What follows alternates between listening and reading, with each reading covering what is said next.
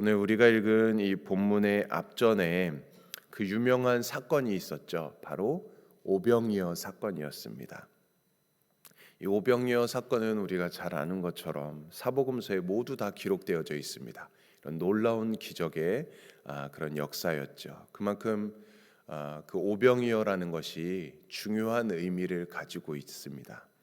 이는 예수님이 하나님의 아들이심을 나타내는 증거하는 그것을 잘 보여주는 너무나도 놀라운 기적이기 때문입니다. 오늘 본문은 이 오병이어 사건의 연속이라고 할 수 있습니다. 먼저 우리는 이 오병이어의 기적 후에 어떤 일이 있었는가를 생각해 봐야 되겠습니다. 요한복음에 보면은 오병이어의 이 기적 사건으로 인해서 많은 사람들이 예수님께 나아오지요. 사람들은 예수님을 임금으로 삼고자 했습니다. 예수님이 임금이 되면은 우리가 먹고 사는 데에는 문제가 없겠다.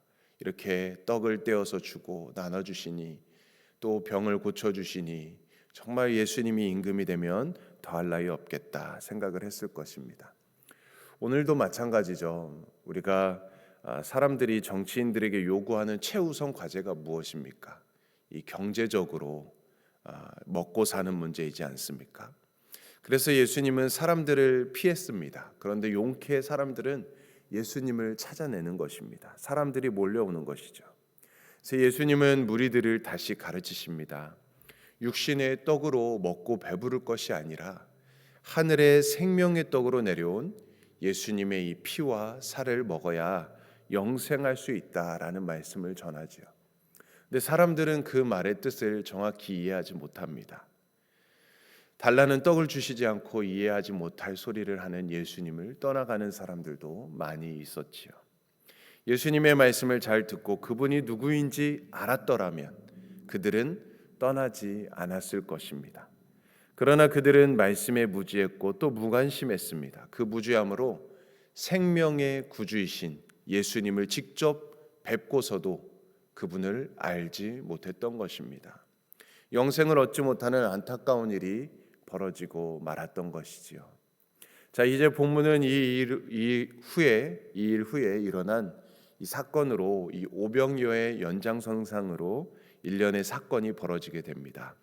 먼저 52절 말씀 우리가 한번 같이 볼까요? 52절 말씀입니다. 이는 그들이 그 떡 떼시던 일을 깨닫지 못하고 도리어 그 마음이 둔하여 졌음이러라. 자, 여기 보시면 제자들의 무지함이 드러나고 있습니다. 마가복음은 유난히 다른 복음서에 비해서 이 제자들의 무지함이 강조되고 있습니다. 마가복음의 전반에 걸쳐서 또 사람들의 무지함에 대해서도 이야기를 하고 있는데요. 제자들은 아무리 가르쳐 주어도 깨닫지 못하는 것입니다.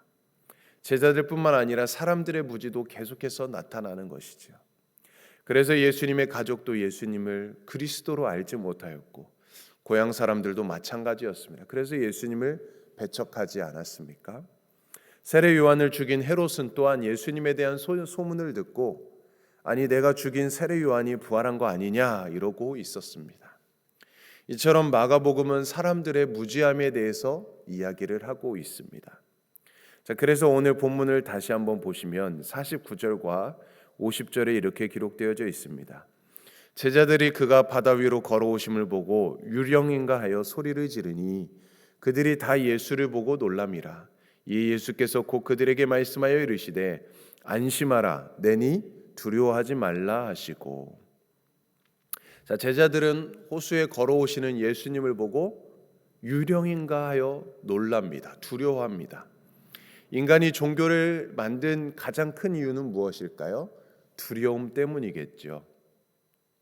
뭔가에 대한 어떤 큰 힘에 대한 뭔가 지진과 또 태풍과 이런 자연의 큰 힘에 대한 그런 두려움, 그런 것 때문에 인간은 스스로 신을 만들게 되는 것입니다. 바로 이것이 종교의 기원이죠. 그래서 인간이 가진 그 두려움으로 인해 신이 만들어진 것입니다. 그것이 모든 종교의 공통점일 것입니다. 자, 그런데 본문 50절에 두려워하는 그 제자들을 향해서 예수님은 뭐라고 말씀하십니까? 안심하라 내니 두려워하지 말라라 라고 말씀하고 있습니다. 여기에 안심하니 내니라는 말이 조금은 어색합니다. 잘 쓰지 않는 표현으로 보여집니다. 내니 두려워 말라, 누가 이렇게 말하겠습니까? 자, 그런데 이렇게 부자연스럽게 번역해 놓은 이유가 있습니다. 이 말이 원어로 헬라어로 보게 되면 에고 에이미라는 뜻을 갖고 있습니다. 그 원어입니다. 요한복음에서는 이 에고 에이미라는 이 단어가 한 7번 정도 사용이 되어집니다. 예수님이 자신이 누구인지를 알려줄 때, 말씀하실 때 바로 이 단어를 사용하셨습니다. 예를 들면 이런 것이죠. 나는 선한 목자다. 나는 길이요 진리요 생명이다. 나는 부활이요 생명이다. 나는 포도나무이다. 이런 것처럼 예수님은 자신이 누구인지 알리실 때 에고 에이미, 나는 누구누구이다 라는 표현을 사용하셨던 것입니다. 자, 그런데 이런 표현 방법은 바로 예수님이 하나님이심을 나타내는 것이었습니다. 나는 누구누구이다. 이 하나님이심을 나타내는데 사람들은 그것을 깨닫지 못했던 것이죠. 구약의 출애굽길로 거슬러 올라가면 하나님이 불타는 그 떨기나무에서 모세를 부르시지 않았습니까? 그때도 하나님께서는 모세에게 이렇게 말씀했습니다. 나는 스스로 있는 자니라 라고 말씀하셨습니다. 그때 바로 이 표현이 쓰였던 것이죠. 그러니까 여기 내니 두려워하라, 두려워하지 말라라는 이 표현하신 것은 예수님 자신이 하나님이시라는 것을 암시하고 있는 것입니다. 자, 그래서 예수님은 지금 유령인가 하여 두려워 떨고 있는 그 제자들에게 나는 하나님이다라는 것을 자신을 이렇게 나타나고 있는 것이었습니다. 모든 종교는 인간이 신을 만든 것입니다. 인간이 신을 찾는 것이었습니다. 그러나 우리 기독교는 하나님이 우리에게 자신을 알려주신 것입니다. 그래서 우리 기독교를 굳이 종교라고 표현한다면 계시의 종교라고 하지 않습니까? 하나님 자신을 먼저 우리에게 나타내 보이시고 알려주신 것입니다. 인간이 신을 찾는 것이 아니라 신이 우리 인간을 찾아오셔서 자신을 알려주셨다는 것이죠. 오늘 예수님이 무리를 걸어오시며 내니 두려워하지 말라라고 말씀하신 것이 바로 그런 의미라고 볼 수 있는 것이죠. 자, 그런데 문제는 그럼에도 불구하고 여전히 사람들은, 제자들은 예수님을 깨닫지 못했다라는 것입니다. 그들은 이미 떡을 떼시던 일에서 깨달음을 가졌어야 되는 것이었습니다. 오병이어의 기적의 현장에서 그 놀라운 기적을 보고 떡을 생각할 것이 아니라, 떡만을 생각할 것이 아니라, 저렇게 하는 분이 정말 참 하나님이시겠다. 바로 저분이 참 하나님이시구나라는 것을 깨달아 알았어야 되는 것이었습니다. 그런데 여전히 깨닫지 못하고 오히려 그 마음이 둔하여졌다라고 표현하고 있습니다. 자, 그런데 이 일 후에 예수님이 배에 오르시자 거센 바람이 잠잠하게 되지요. 53절의 내용에 보게 되면 예수님과 제자들을 태운 배는 게네사렛에 도착하게 됩니다. 게네사렛. 근데 오늘 본문 처음 45절에서는 어떻게 본문이 시작됩니까? 예수님께서는 분명 벳세다로 가자고 말씀하셨습니다. 그런데 무슨 이유인지 게네사렛에 이르렀다라고 기록되어져 있죠. 이는 아마도 벳세다로 가려고 했지만 아마 거센 바람 탓에 게네사렛으로 밀려온 것으로 보입니다. 자, 그랬으면 다시 벳세다로 향하면 될 텐데 게네사렛에 내리게 된다라는 것이죠. 자, 이것으로 보아서 처음부터 예수님께서는 제자들을 먼저 벳세다로 보내신 것은 벳세다에 가고자 하셨던 목적이 있었던 것은 아니라는 것입니다. 어떤 상황을 피하기 위해서였음을 보게 되는 것이죠. 그래서 제자들을 먼저 벳세다로 가게 했던 것이죠. 자, 그러다가 거센 바람에 게네사렛으로 가게 된 것이었습니다. 자, 그런데 이제 도착한 그 게네사렛에서 어떤 일이 벌어지게 됩니까? 55절과 56절에 보게 되면 거기서 예수님은 또 몰려드는 수많은 사람들을 맞이하게 됩니다. 그리고 그들을 치유하십니다. 그들은 병자를 침상째 메고 나오기도 하고요. 예수님이 가시는 곳이 어디든지 병자들을 데리고 예수님을 쫓아옵니다. 따라옵니다. 주님의 옷자락이라도 만지려고 하였습니다.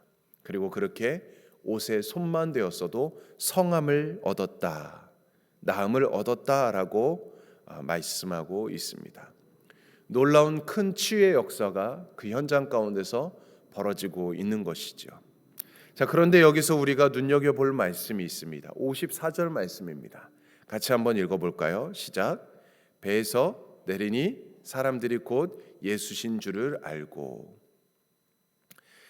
자, 예수님께서 배에서 내렸는데 그 예수님을 사람들은 알아보았다라는 것입니다.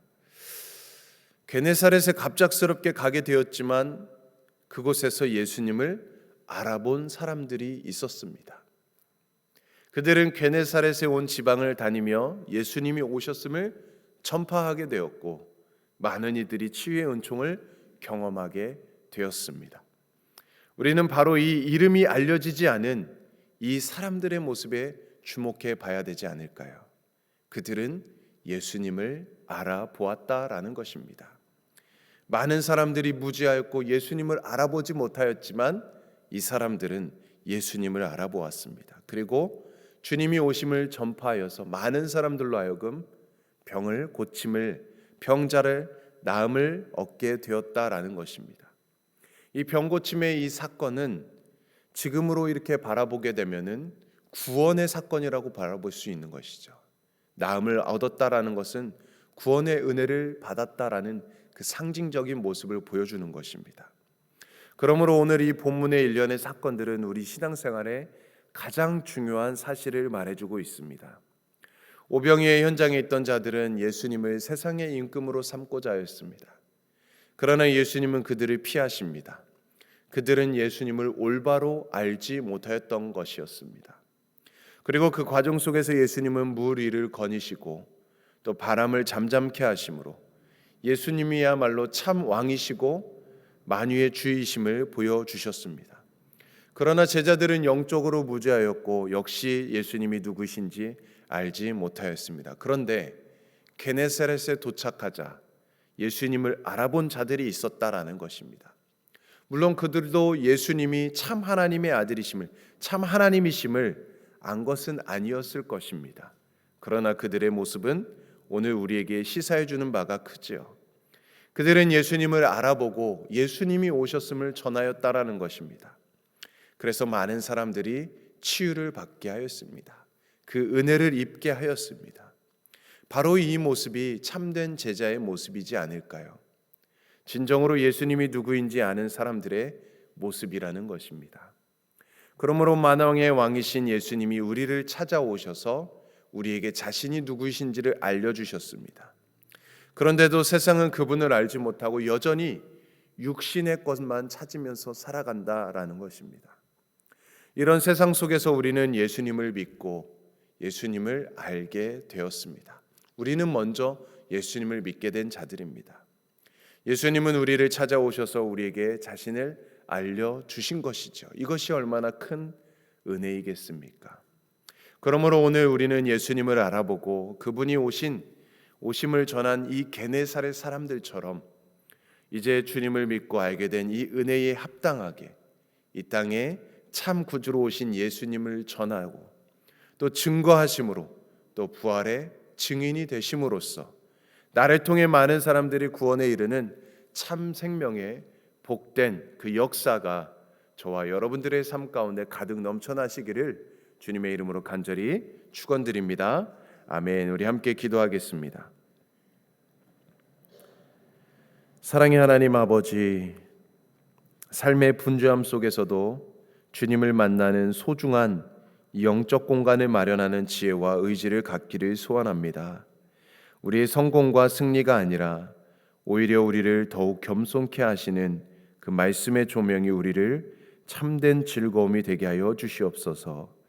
기도하며 깨어있어 사람들의 칭찬보다 주님의 말씀을 더욱 사모하게 하여 주시옵소서. 주님, 우리의 삶이 풍랑 속에 흔들릴 때 그 풍랑 위를 걸어 찾아오시는 주님을 보게 하시고 그리하여 주님께 우리 인생이라는 배의 키를 온전히 맡기게 하여 주시옵소서. 우리의 믿음의 상태를 점검하게 하시고 우리의 믿음의 용량을 키우게 하시길 원합니다. 하나님, 오늘 주신 말씀을 통해 예수님의 말씀과 기적을 깨닫고 그것을 우리의 마음에 새기고 그것을 우리의 삶에 적용하도록 도와주시옵소서.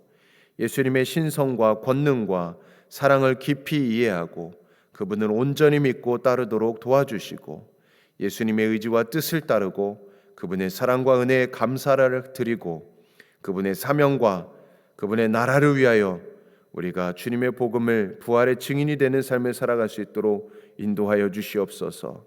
우리를 예수님의 본받은 제자로 살게 하시고 우리의 믿음을 성장케 하시고 우리의 마음을 변화시켜 주시옵소서. 모든 것을 감사드리며 모든 의심에 감사드리며 예수님의 이름으로 간절히 기도드리옵나이다. 아멘. 오늘은 일본 마크앤 레이첼, 일본 히로시마 교회 이상훈 장미수, 키르기스탄 정춘섭, 김은희 선교사님을 위해서 함께 기도해 주시고 또 오늘은 수요 예배가 있습니다. 저녁 수요 예배를 위해서 또 우리 모든 순서를 맡은 자들을 위해서 기도해 주시고 또 우리 미주 성결교단 총회를 위해서 함께 기도해 주시고 또 우리 참여 중인 목사님과 장로님들을 위해서도 기도해 주시고 또 우리 개인의 기도 제목 또 가정 교회 기도 제목을 가지고 이 시간 주님의 이름 한번 외치며 간절히 기도하겠습니다. 주여